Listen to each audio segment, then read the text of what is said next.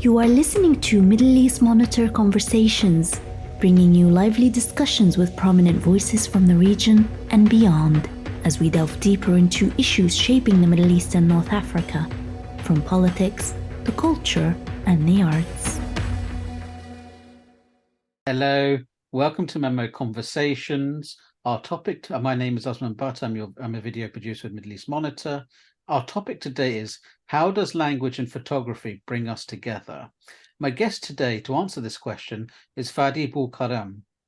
Fadi is a former professional photographer turned hobbyist in photography and linguist who grew up in Lebanon and earned a degree in engineering and business. However, by his 30s, Fadi decided he needed a career change and went into the world of photography. In 2013, he was part of a collective of photographers who set up the Observers Collective, a group dedicated to capturing the diversity of humanity around them. Fadi has traveled to a number of different places and photographed many different things, from Beirut's skyline to an American subway. And many other things in between. Fadi is also known for his Instagram channel called Cedrusk, where he dissects and explains language, words, and linguistics. Fadi, welcome to MEMO Conversations. Thank you, Osman. Thank you for having me. And forgive any mispronunciations. No worries. I should always start with that. So as I sort of alluded to in the introduction, you obviously became a photographer, but you have now since taken it up more as a hobby rather than a profession. But I sort of want to go back before that and sort of discuss, how did you even get into things like photography, traveling, and obviously linguistics? So I want to start with, because I feel like you started as a photographer. That sort of led on to the other things. So let's start there. How did you sort of become a photographer and why? That's an interesting question. Thank you for that.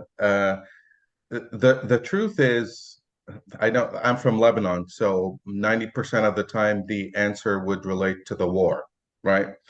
Because I grew up during the Civil War. And why did that want me to become a photographer? Is that when I was growing up, a lot of the people, as far as like family and friends and stuff like that, were not in Lebanon. They either had, left the country, fled the country. Some of them had passed away and all that. And in all of that, there were very little pictures to remember who these people are.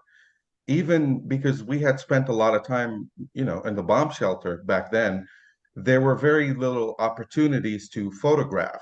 So right now at my parents' place, there are maybe like a few albums of during our childhood. There's not a lot of memories captured on film back at the time. So my initial, foray into photography was mainly to document family moments in the fear or hope that these could be kept for the future so as not to repeat what had happened, in the past.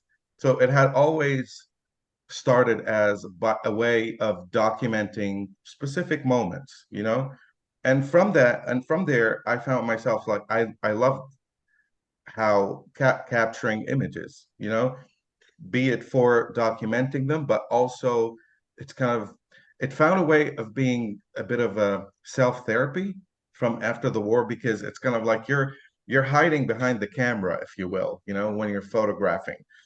And this proved to be very therapeutic to me, and I just continued with it. And now it's been more than a bit over 20 years that I've been photographing. But all during that time, I had a different career. So I started in software engineering. Then I had to go to the US and come back to Lebanon, career in finance and now in taxes and all that. And I quit my corporate job in 2016 or 2015, something like that. That's when I decided I want to do documentary photography for a living. And I did that for 3 years, but then I thought it's like I prefer steady paychecks. So that steady income kind of thing. So I went back to my career. Yeah, it's kind of an interesting transition because, of course, you did. I mean, I mentioned you did engineering and business, which is probably the two most Lebanese things you could do. Right? But then you left it to do photography. So you went to pursue a kind of art, but it's still something that is a big part of your life because you still do it as a hobby, right? Yes, yes. And Well, what? No, you, no, I was just gonna say, like you mentioned, it's kind of like the most Lebanese thing, and it's something about like in the Middle East. It's kind of like in most families, 99.9, I'd say, you can't out of school say, I want to become a photographer. The parents and the family, it's like, well, as a hobby, great, but as a career, you have to go to law school, to engineering school, to medical school, that kind of thing. So, Yeah, I think an interesting question is because it used to be you went into three professions, medicine, law, or engineering. That mhm. at some point business became an acceptable thing to do, and so it'd be interesting to sort of trace back when did business become an acceptable thing to study, and how did it gain such acceptance so quickly? Oh, I honestly don't have an answer, but indeed, it's a very interesting question. I guess the idea of being your own boss, that's big in our country, and I'm sure in a lot of countries. So it's kind of like if you go into business and to become your own boss and being, answering to no one, that kind of mentality, that kind of thing. I guess that was the driver behind it. Maybe one of the reasons. Maybe, but I think maybe also there's a thread here to photography because in your photography, you're sort of doing this for yourself. And so Hmm. in a way, you're your own boss, but you're also, you're doing more than that. You're capturing things, you're trying Yes. to explore things and explore your own feelings and emotions at the same time. But you're doing it as you're traveling. So let me put it like this. So you go to the United States, which was quite important. You also go to a place called Lebanon in the United States, which we'll come back to in a second. Yeah. How do you feel like your understanding of America and encountering American culture as somebody who grew up in the Arab world, how do you feel it changed through looking at it through the prism of a lens rather than just going and staying as a tourist or whatever?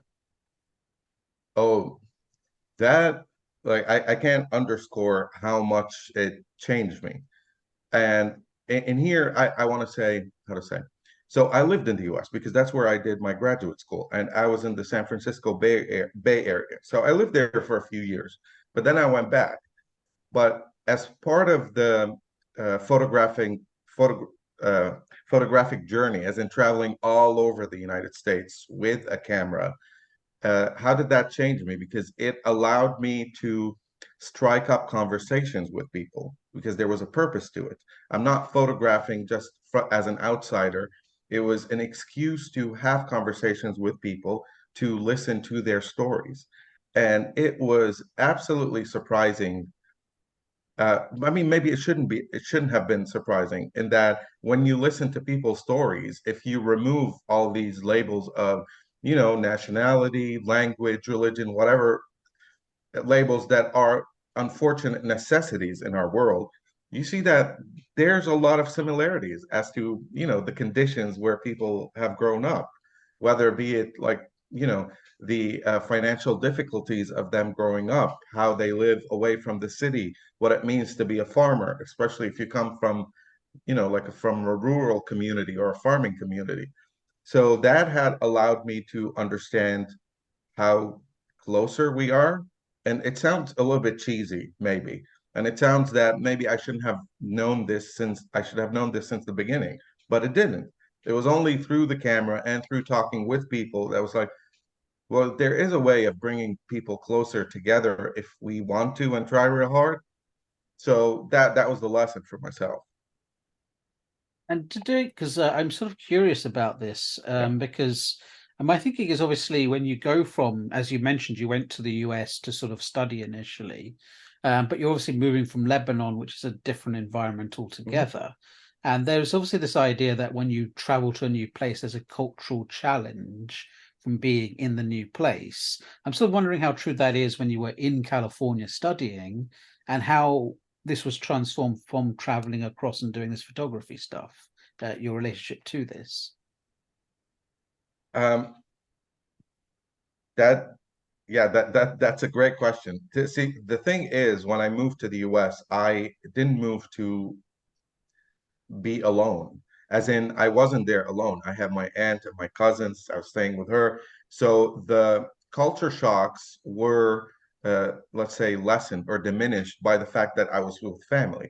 But now coming, uh, how to say, trying to remember what are these cultural shocks, it's like it's not that easy. But now I can remember just a few in that, how to say, cultural shocks are really interesting in that not only do you see that the difference that other cultures have with ourselves, but it also makes you ask questions about your own culture as to why do we do things. For example, one of the interesting things is that, you know, in the Arab world, in a lot of other countries too, it's kind of like in Asian countries, even here in Ireland, let's say you go out with friends to a restaurant, right? There is this idea where people at the end will start fighting as to who's going to pay the bill, and someone will try to sneak and pay it without people noticing, that kind of thing. That thing doesn't exist over there. And I learned it the hard way because the first couple of times, like when I'm going up with my new friends in college, it's kind of like, okay, I'll take care of the bill. And they would say, "Oh, thank you." I was like, "What?" You know, it's like, "That's it. Thank you. No one's going to argue with me." And why am I saying that? Because it makes me understand that there's a bit of theatricality to the way we do things. It's kind of like you say that you want to take care of it, but most of the time, like we don't mean it. It's just like out of being polite and to come to an agreement in the end. And the same thing goes to like when someone offers you food, you know, and at a home. Back home, the way we were taught, it's kind of like, I remember still my mother, it's kind of like lecturing us before we go to family or friends. It's kind of like, if they offer you food, you will say no. Under no circumstance, you will say yes. They have to insist. On the third time, you say yes, thank you. And if you're drinking something, you leave a little bit in the glass just to show that you're not that, like those kind of things. There are societal things that we have over there that don't exist.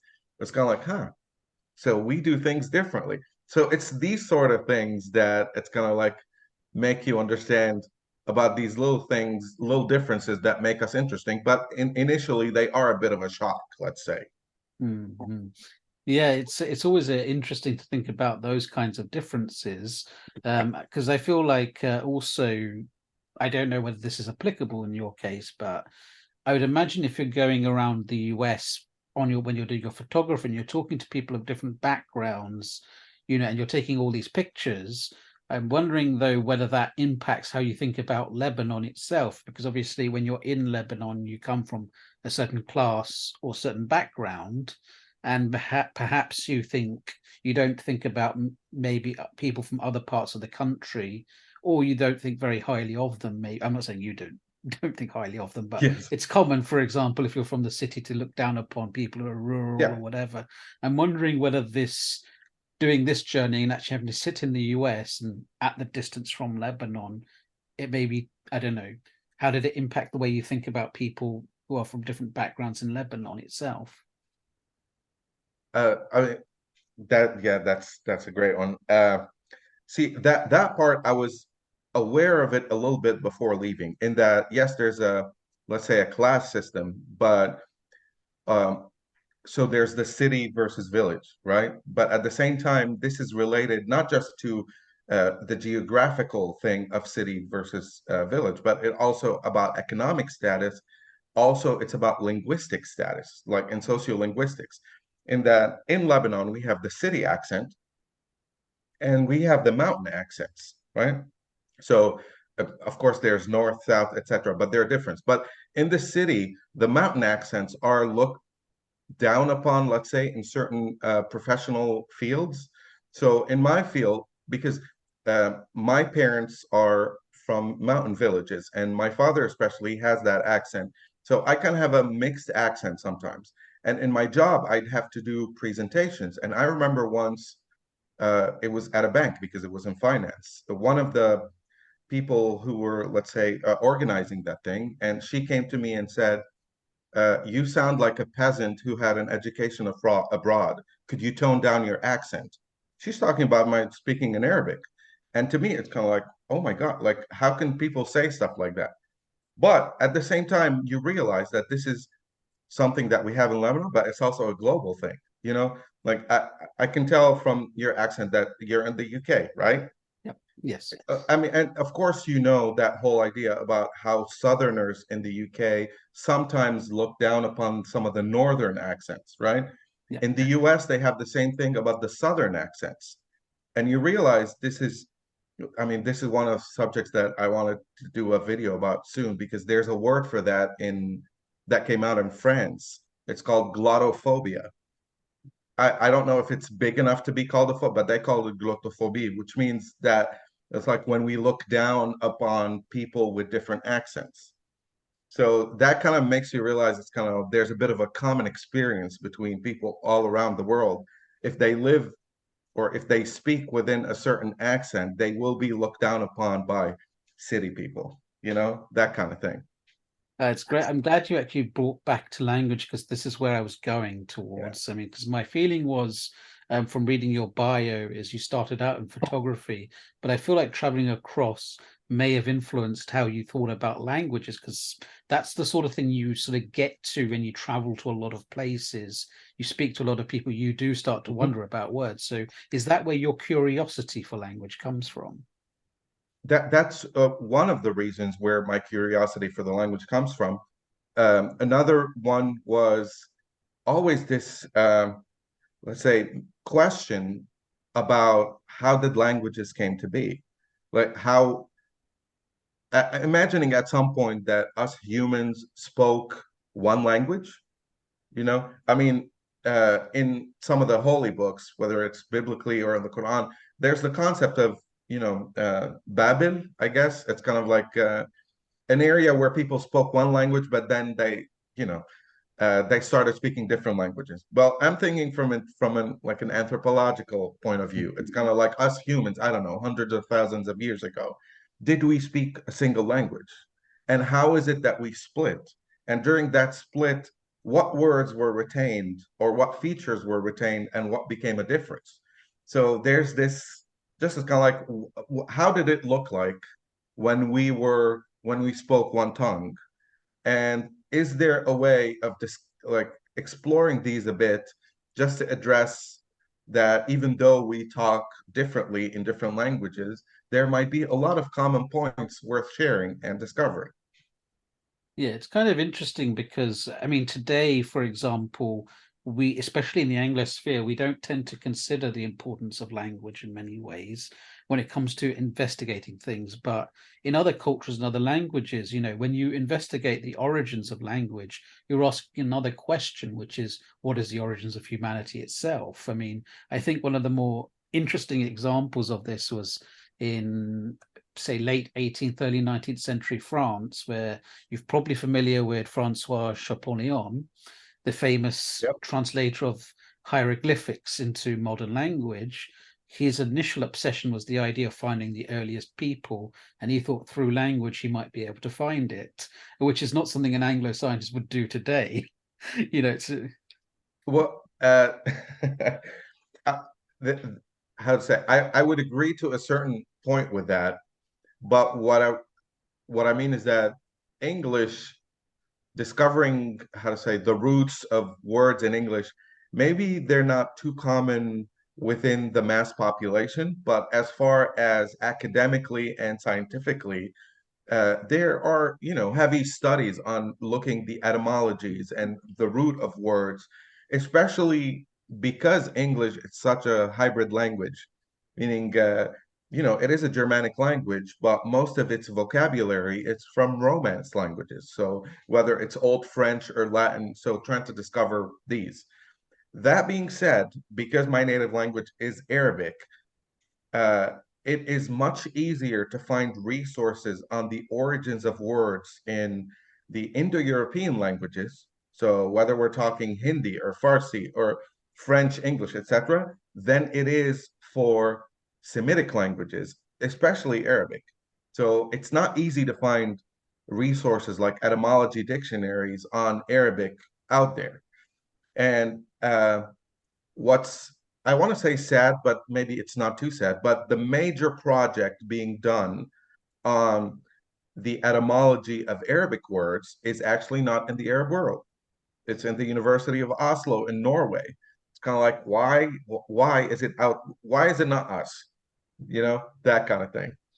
But at least someone's doing it. So Yeah, somebody's doing it. I mean, it's interesting because I was going to ask you, I mean, before we sort of got into the nitty-gritty of Arabic, I was sort of wondering about also the place of languages, because here, for example, in the UK, a few years ago, when the Conservative Party in power suggested that they sort of give more education to the language of Latin, which is obviously a classical language.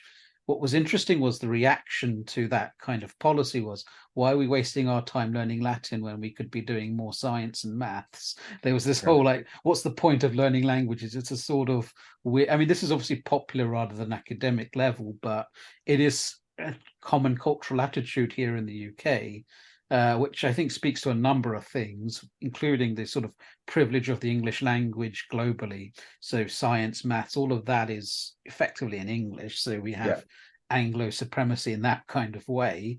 But I'm sort of I don't get the impression in other societies. I've not heard people say, why should we learn another language? What's the use of it?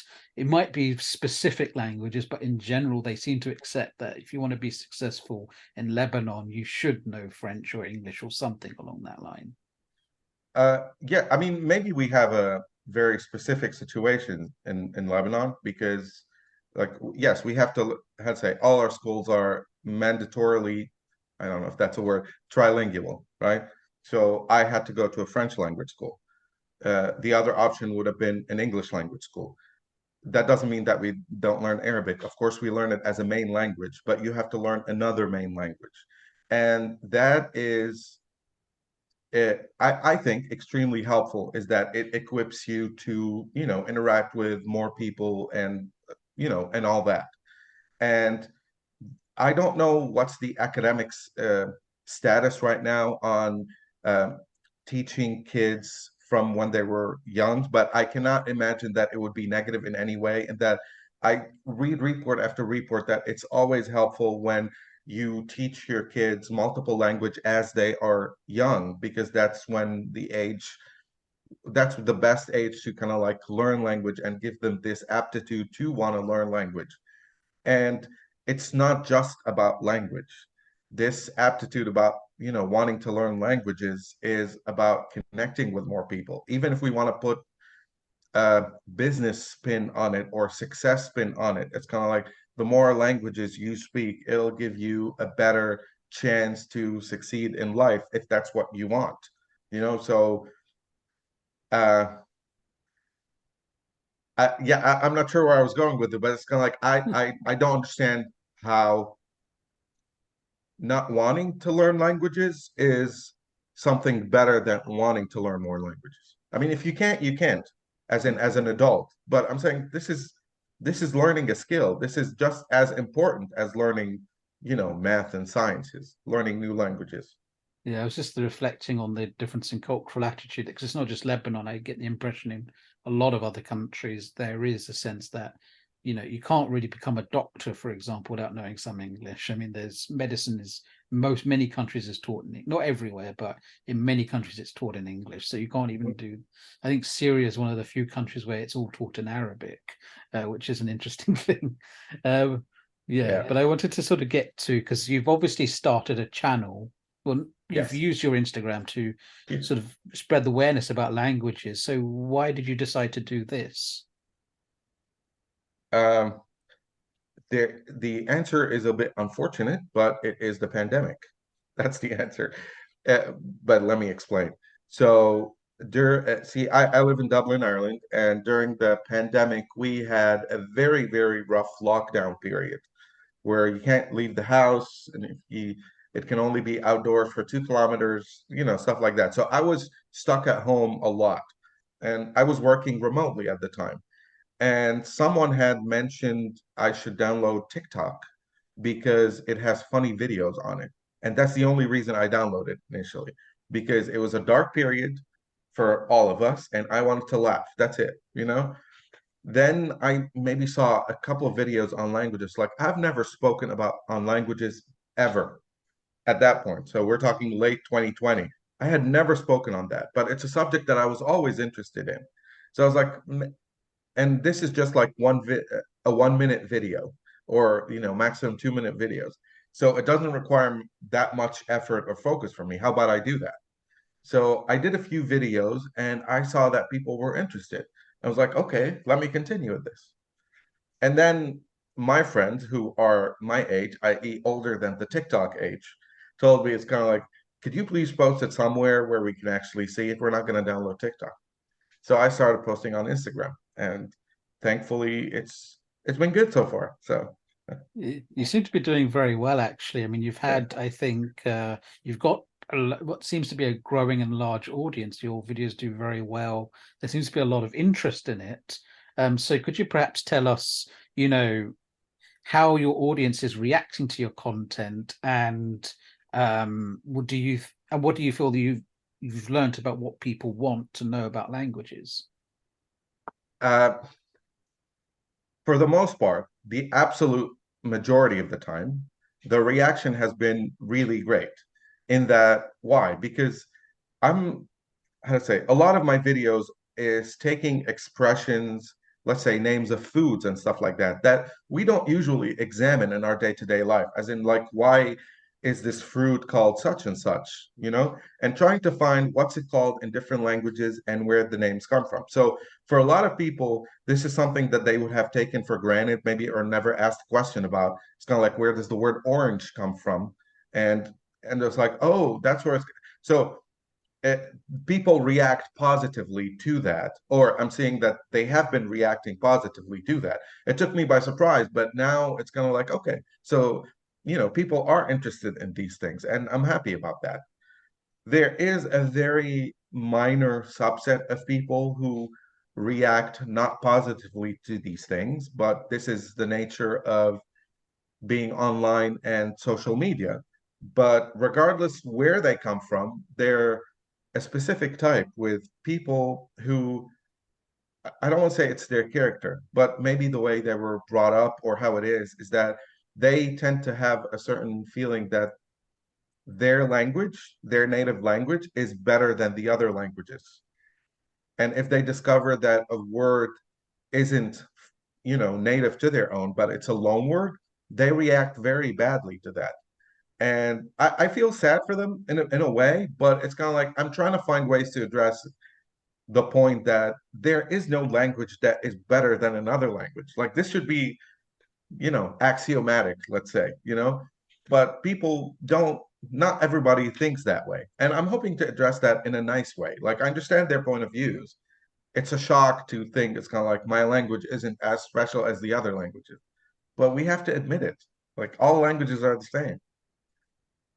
Yeah, it's really fascinating to think about, and I sort of wonder though, because of course some languages obviously more similar than others. I Yes. mean, a good example is, the one thing that Arabic, Phoenician, Greek, Latin all have in common is they're alphabetical languages. There's an alphabet. Mhm. Uh, Part of the issue is, of course, in China, in Mandarin, it's not an alphabet language. It's made up of, I think, what, 3,000 characters Something or like that. something Yeah. like that. And their way of ordering things is very interesting, when you go through that language, because it's, first of all, it's also a tonal language, so the way you say a word changes the meaning. Hmm. But it's also the way they order things as well, because I remember in the 2008 Olympics, a lot of commentators were just shocked and surprised and couldn't understand how, in Beijing, it was in 2008, the Olympics, and you had countries coming out in different orders, and people just assumed there was no order to any of it. It's like Zambia's next to something else, but from the Chinese point of view, it made perfect sense because it was based on the Yes. Mandarin script, and there's a kind of numbering order they base it on.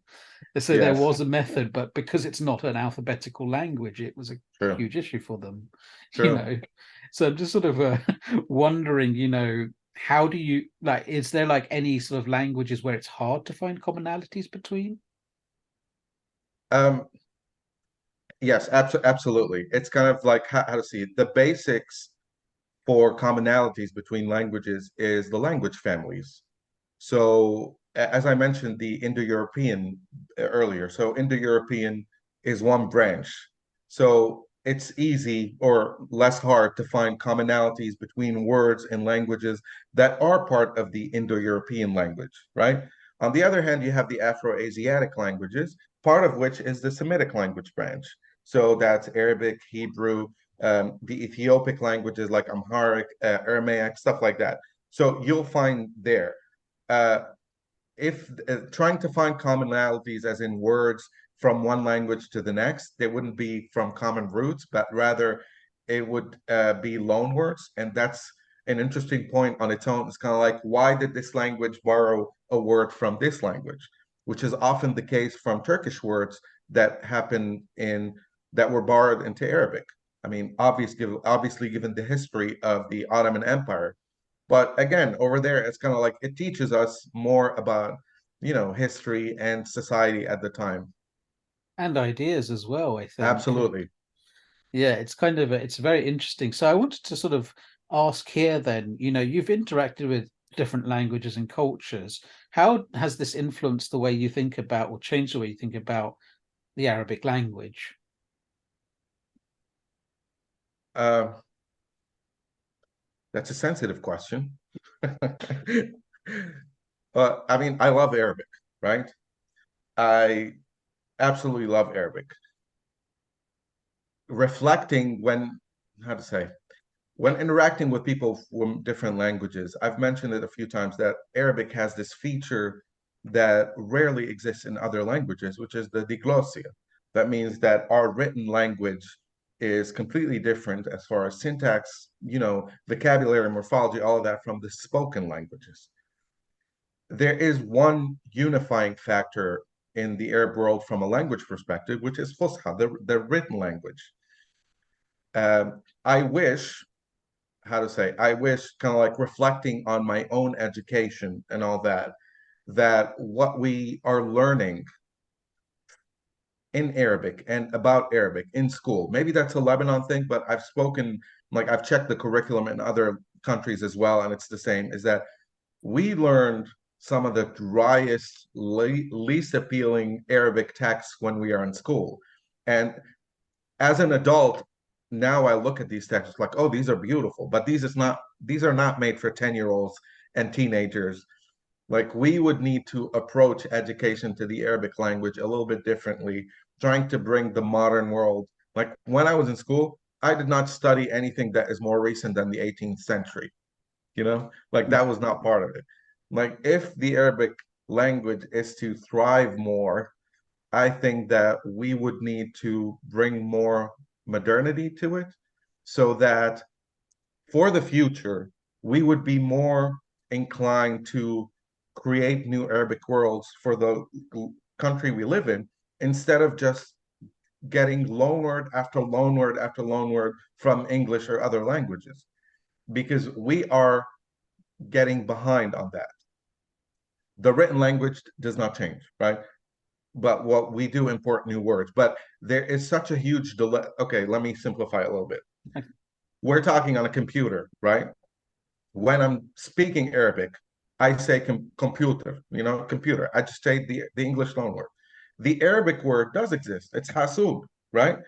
But that word always comes in like, I don't know, 5, 10 years later than when it should be. That by that time, it's gonna like, okay, it's a word I will use if I ever write something formal.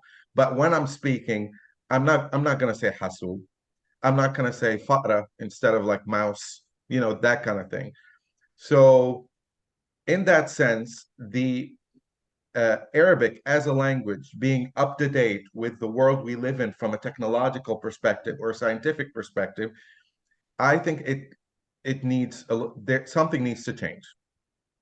Otherwise, it's going to be, say, I don't know, 50 years from now, the number of loanwords from English is going to grow, I don't know, tenfold, 100-fold, and that's just unfortunate. Hmm. So what do you hold as, I mean, part of your start of your answer, it felt like that was an educational issue, just the way you're taught. But I'm sort Yes. of wondering now, though, you've sort of ended more on gatekeeping, questions around gatekeeping, because Oh, it's, no, it felt I like didn't that mean way. it, and I don't mean that in gatekeep. Okay.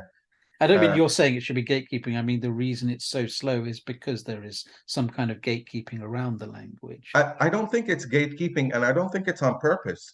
I think it's that, let's say there's new technology comes across, right? So artificial intelligence, I mean, we have that. I'm trying to find like new words, let's say, that come out, you know?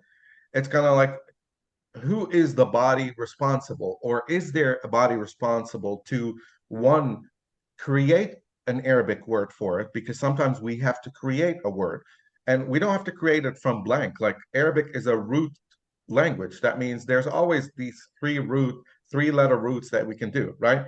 But who does that, and when do we do that, and how do we popularize the word enough that people will adopt it to speak it? That would be something that would be relegated to the scientific journals where most of the people would not see it.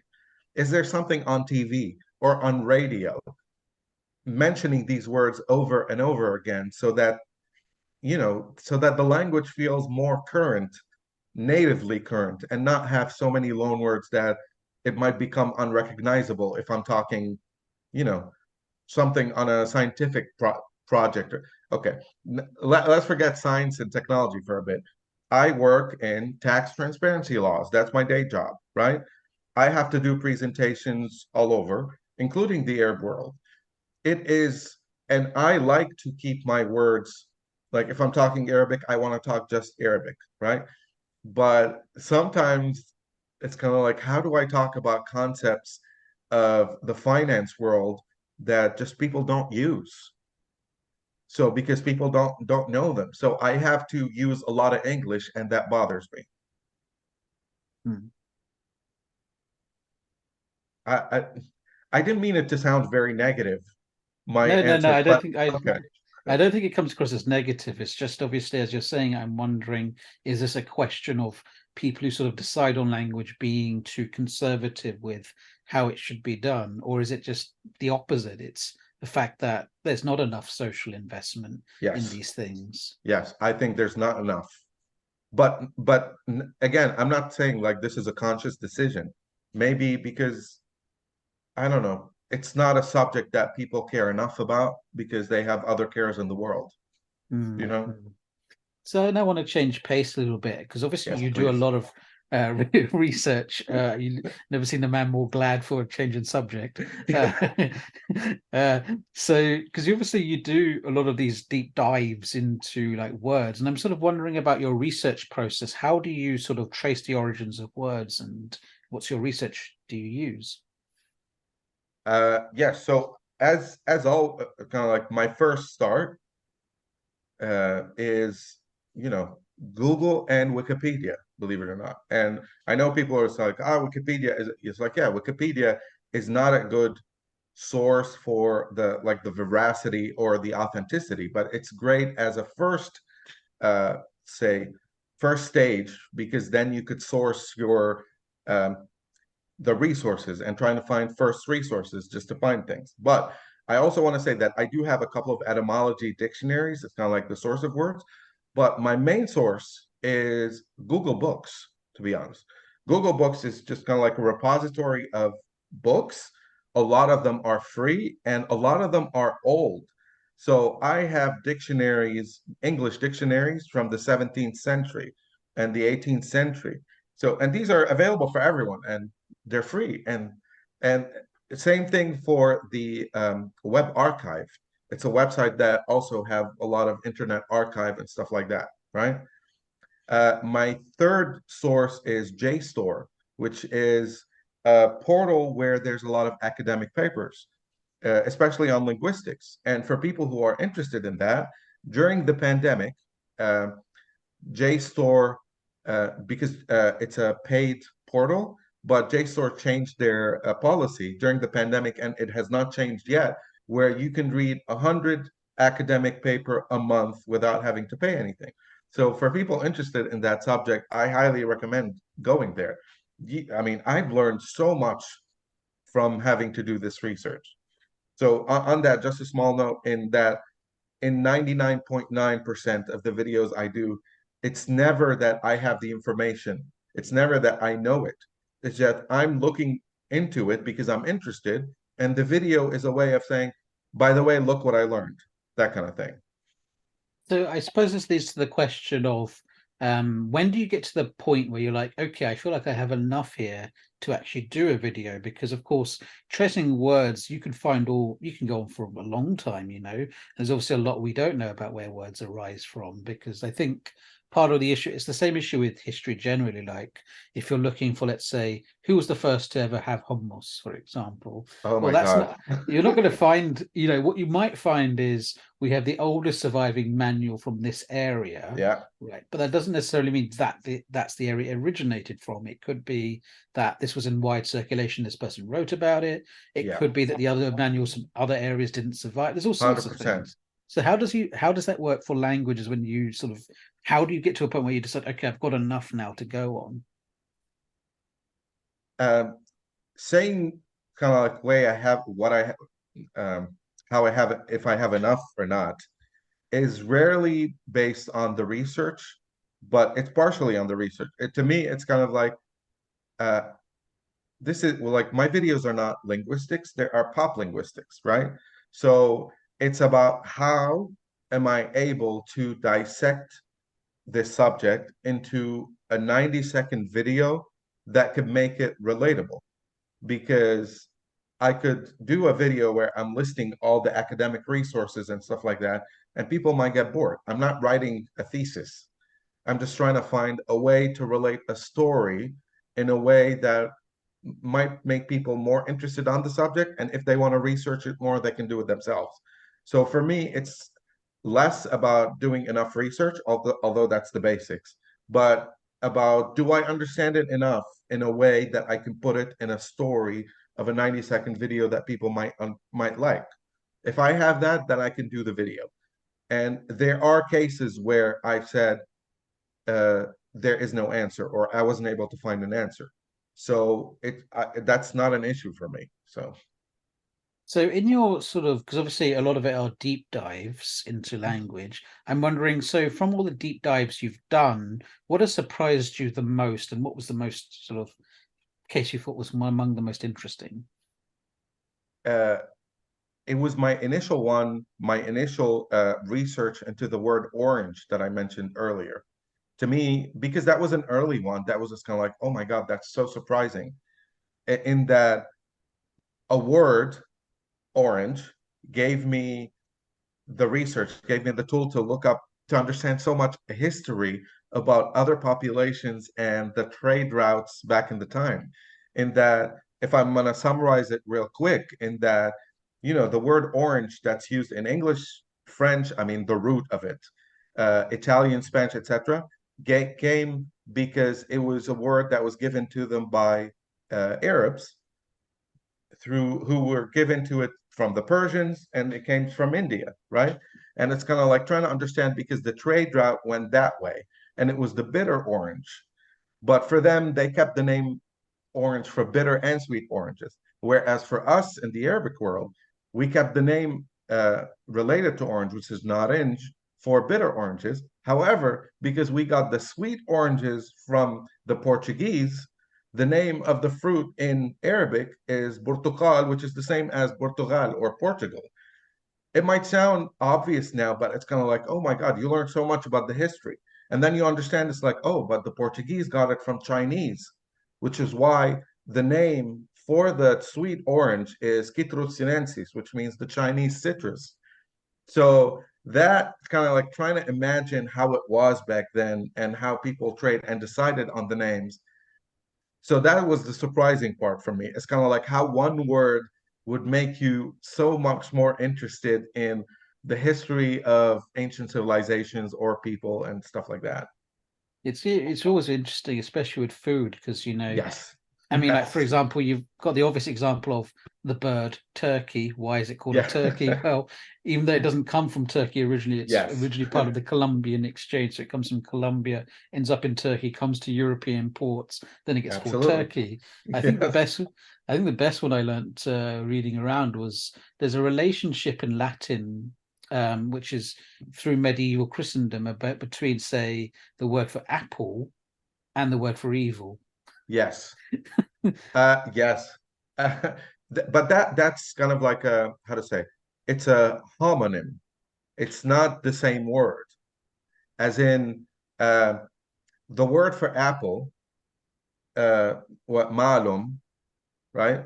And the word for evil, the way it's kind of like the tree of good and evil, it's malum, like the longer a, and that was because it's a homonym, and it's thought to be, how to say, pun, like it's a purposeful selection, like in the biblical recitation of Adam and Eve and all that. So there's no mention of the apple. It's just people thought of it as the apple because when Saint Jerome was writing the Bible in Latin in the Vulgate, it's kind of like evil, malum, malum, and then people started thinking of as an apple. But yeah, like in the Quran, it's not mentioned. In the Bible, it's not mentioned. It's just through homonym that people started thinking of it as an apple. Yeah, and I think there's a few from Latin like that. I think there's also the relationship between meat eating, so carnivore, related from that word, and the word the word for sort of lust, which is Ooh, interesting. cardinal. Like Interesting. there might have been a relationship there. Like if you eat too much meat, you might be tempted to sin in other fleshy ways. Ooh, very interesting. I So didn't know in about the that one. so in the medieval period, you find a lot like that. But I think of all your videos, the one that sort of interested me the most was the one you did on the origins of the word for Austria in Arabic, which is Ah, al-Nimsa. yes. Nimsa. Uh, Nimsa, and it's really interesting to my mind because it's like, you sort of wonder where do these names for countries come from, right? And Yes. there's always some kind of interaction. But it's interesting because I think, as you point out in the video, it's obviously originally it comes via Turkish, which Mhm. themselves they get it from various Eastern European languages, a Slavic word. And in Slavic, I was listening to a lecture by Timothy Schneider. He had this one bit where he was talking about the word for Germany in Slavic Mhm. languages, which is related to this word, El Nimsa. And to them, it meant, the muted ones, the ones unable to. And what he was saying is what this sort of suggests to you is that there's a kind of linguistic civilizational barrier between Eastern Europe and Western Europe, and for Eastern Europeans, it was the German-speaking countries that was the Yeah. barrier. Yeah. And then the Arabs have imported this word from the Turks because Yeah. Turks are in that area. And I mean, and what's interesting there is that this is a feature that was not just had thought of by the Eastern European. It's kind of like when you say the mute ones, right? So we did that. We did that as in the Arabs did that because originally the word ajam meant the mute ones, but then it evolved into being like the people who are making sounds that are unintelligible, right? And then we use that word ajam to talk about any non-Arabic speaking world people, right? Even though in modern times it is used for some of the Persian folks, but in Andalusian times it meant people in there who do not speak Arabic. And like the famous one, also the Greeks, like well, who's the barbarian? It's the people who do not speak Greek because their sound is bar, now that kind of thing. Yeah. No, I was going to bring up the Greeks because that is Yeah. something, but I think it's interesting because in Rome it becomes an official term used for non-Roman Yes. citizens. Yes. Yes.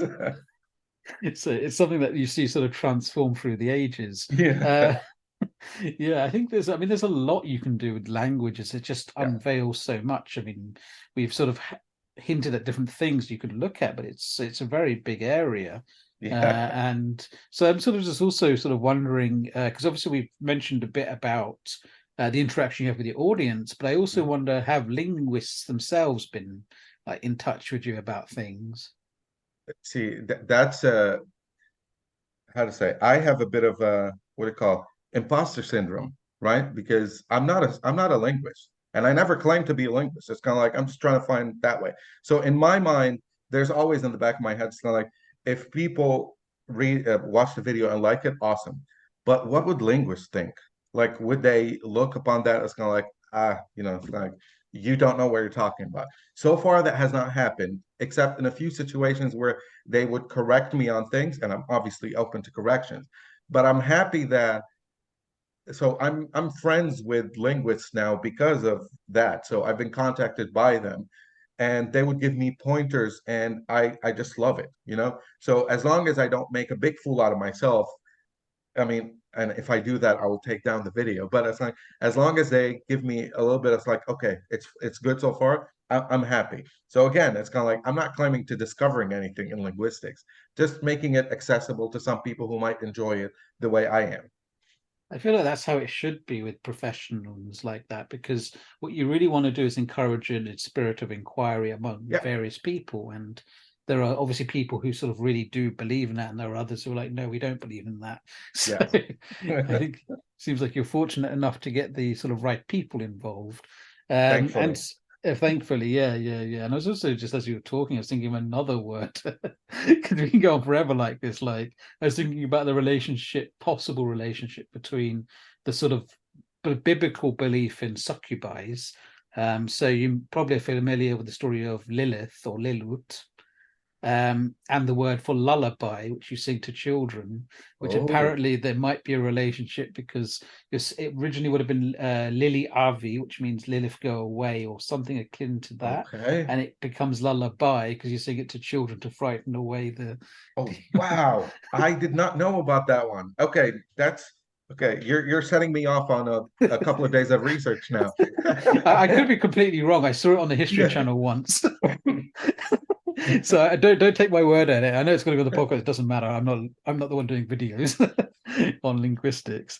But Yeah, if I mention something here, it's kind of like because I did a video about nightmares, right? So yeah. the words for nightmares in different languages always, well, many of them involved something pressing on your chest, right? So whether it's the incubus in Latin and cauchemar in French, or kabus or jathum in Arabic, but because you mentioned Latin, it's very interesting.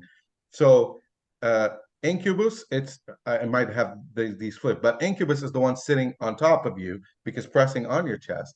But the succubus, it was the image of a woman, because this is where the bit of like how gender plays. It's the one that is under you because it's sub. And to me, it's kind of like, I don't think other languages differentiated between like night demons, incubus and succubus, based on whether they're on top of you or they're below you. So this is kind of interesting. Demonology is an entire topic I need someone to go into at some point. It's just really fascinating stuff, because you get so much from it as well. Yeah. Um, yeah. But I would like to sort of bring this to a close and sort of ask you the last question, which is about what the future holds in store for you and your channel. Uh, I honestly do not have a concrete answer to that. So for now, I'm very much enjoying doing these videos, and I will continue to do so. But as I say, it's like I do have a day job, so and I don't have my channel monetized or anything like that, and I don't think I plan to do it anytime soon because I don't know how.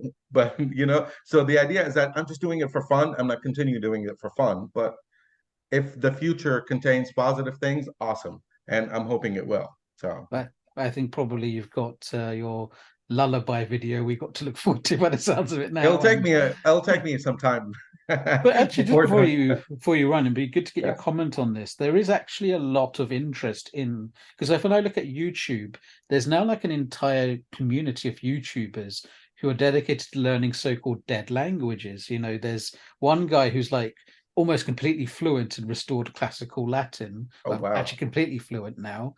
And Okay. he also does it for Attic Greek as well. And he does his entire YouTube channel in like Latin and Greek. Wow.